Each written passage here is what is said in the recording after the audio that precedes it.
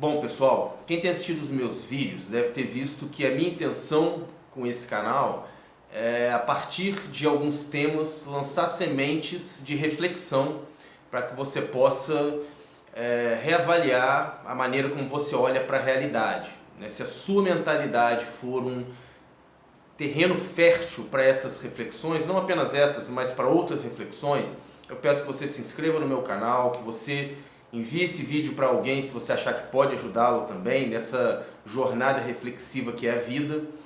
E como você deve ter visto nos outros vídeos, a minha intenção sempre é fazer com que você repense o seu olhar para a realidade, as suas interpretações sobre a vida, porque é justamente isso que eu venho fazendo na minha vida há muitos anos. Eu acredito que a evolução da consciência ela tem a ver com a gente sempre reavaliar as nossas posições, sempre olhar para aquilo que a gente diz acreditar, para aqueles dogmas e aquelas crenças que a gente tem e poder sempre reavaliá-los, poder sempre questioná-los para saber se eles são ou não são verdadeiros. Na maioria das vezes a gente acredita nas coisas não porque elas são verdadeiras, mas porque a gente gostaria que elas fossem, porque a gente quer acreditar que assim elas são. Mas o fato é que, na maioria das vezes, nós estamos errados. Justamente por isso é que eu tenho essa intenção de trazer essas sementes de reflexão para que você possa sempre reavaliar a sua realidade a partir de alguns temas que são temas que têm a ver com as minhas reflexões aí nos últimos anos. Hoje eu gostaria de falar um pouco sobre o fato de que a desgraça alheia é sempre um bom negócio. Não sei se você já reparou isso, mas em todas as sociedades, historicamente falando, a gente pode dizer que a desgraça de alguns ou da maioria sempre representou um bom negócio para outros ou uma minoria. E isso em muitos aspectos.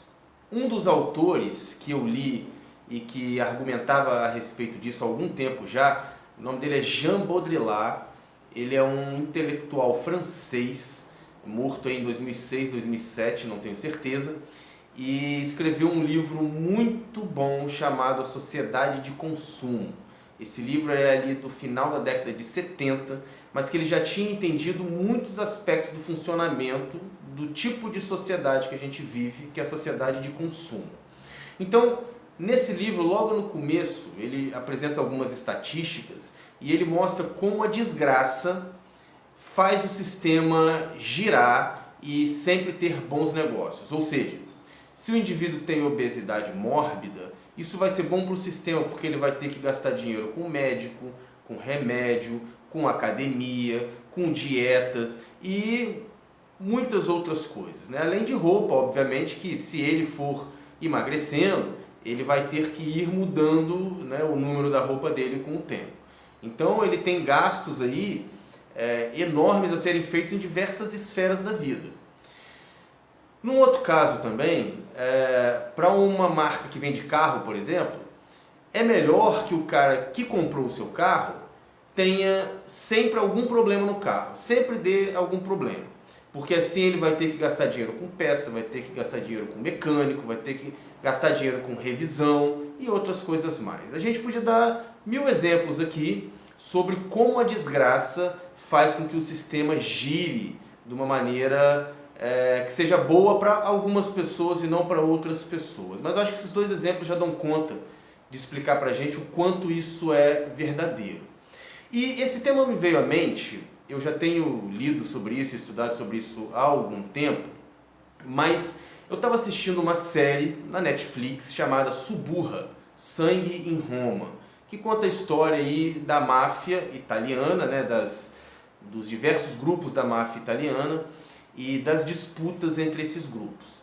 Só que, obviamente, que toda máfia, todo tráfico, todo sistema de banditismo, ele está sempre conectado às instâncias legais, de algum modo, né? Então a série mostra a ligação, né, do mundo do crime com o Vaticano, com as famílias ricas e com outros setores da sociedade.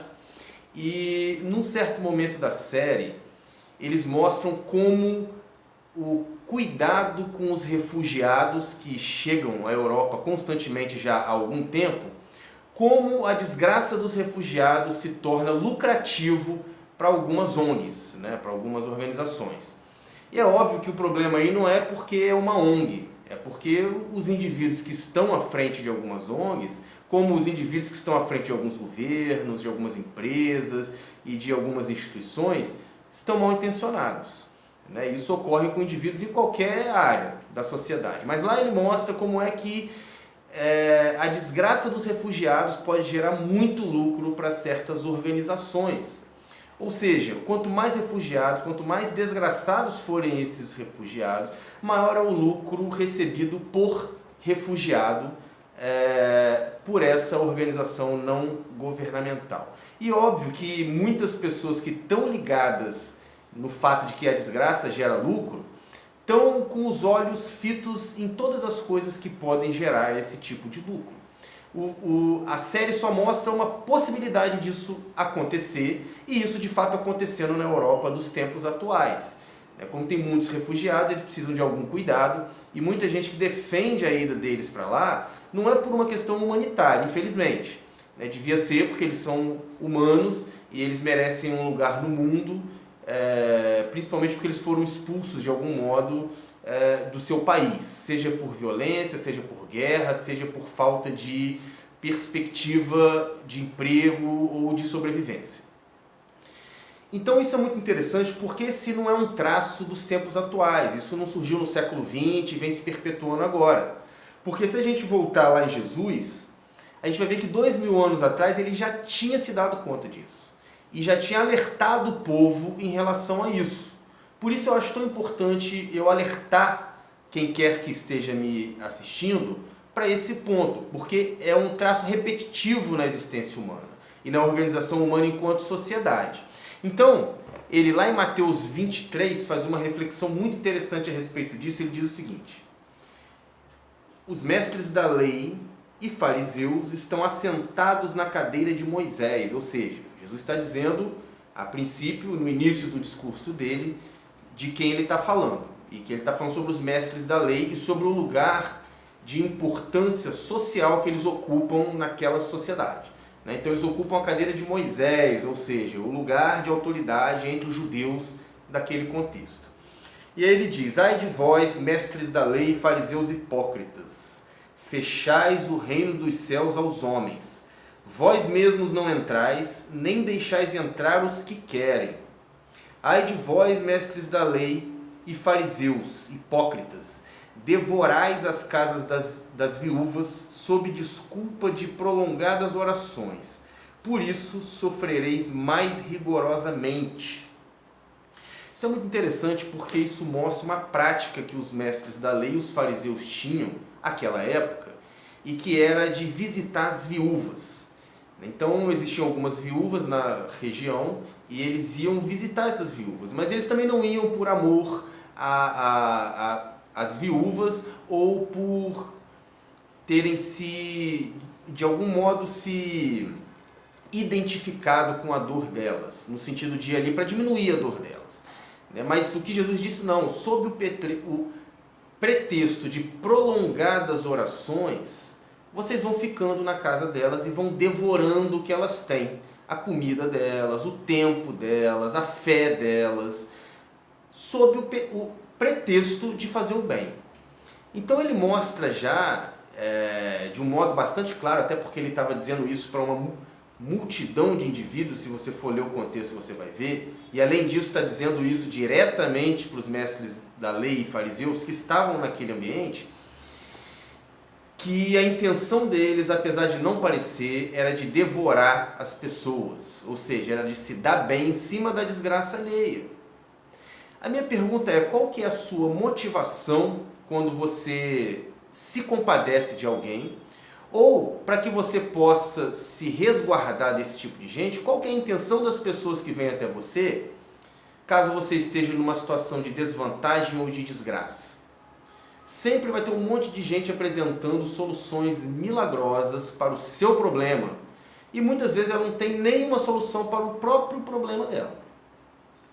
Então, eu espero que essa reflexão ajude você a entender um pouco do funcionamento do nosso sistema. O funcionamento, obviamente, do nosso sistema não é uma máquina, ele funciona a partir das demandas individuais e cada pessoa é que vai alimentando ou não essa lógica do sistema de devorar os mais frágeis. O sistema todo é construído com base nisso, na lógica de devorar os mais frágeis.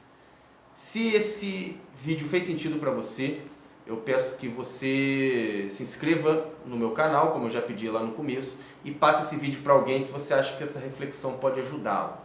E daqui a pouco eu volto com outras sementes de reflexão.